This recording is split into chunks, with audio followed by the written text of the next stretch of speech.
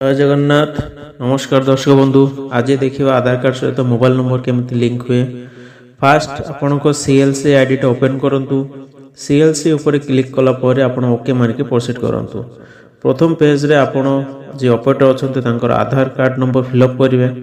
आधार card number fill up कला पर आपण को बायोमेट्रिक ऑथेंटिकेशन देबे।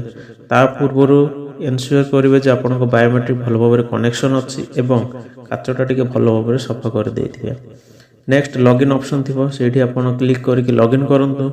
लॉगिन कला पर आपण फ्रंट रे गोटे इंटरफेस आसीबो। सेठी आपण को गोटे ऑप्शन थी mobile update. Simply mobile update पर क्लिक करंतु। करके आगो को बढ़ंतु। आपणकर गोटे कैप्चा नंबर फिलअप करने को पड़ो जोटा कि आपण को फ्रंट रे ही थी। कैप्चा नंबर फिलअप कला पर कस्टमर को मोबाइल नंबर फिलअप करंतु। जो नंबर से चाहते लिंक करने को अथवा जदि तांकर पूर्वर को नंबर अच्छी जोटा कि हजि जाइए से आउ थे नुआ चेंज करने को चाहते तो सही नंबर भी आपड़ दिंतु। ऑटोमेटिक पुराना नंबर कटिज। तापर आपड़ दुईटा जिन फिलअप करने को पड़ो गोटे रेसिडेंट आधार नंबर एवं मोबाइल रे आसथिबा ओटीपीटा।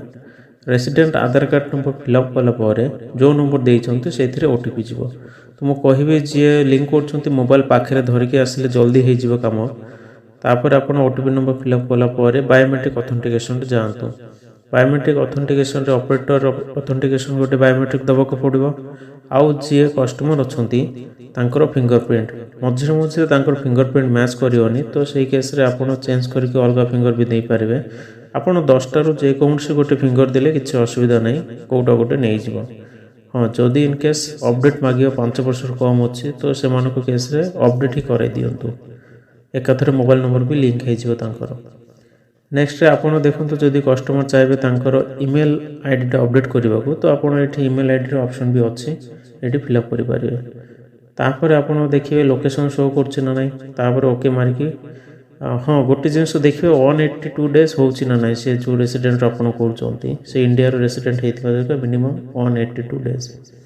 तापर आप लोकेशन मारला पर अपडेट मारंतु ऑटोमेटिक हो। आपन गोटे मेसेज भी आसो जे आपन को अपडेट सक्सेसफुल होईछि।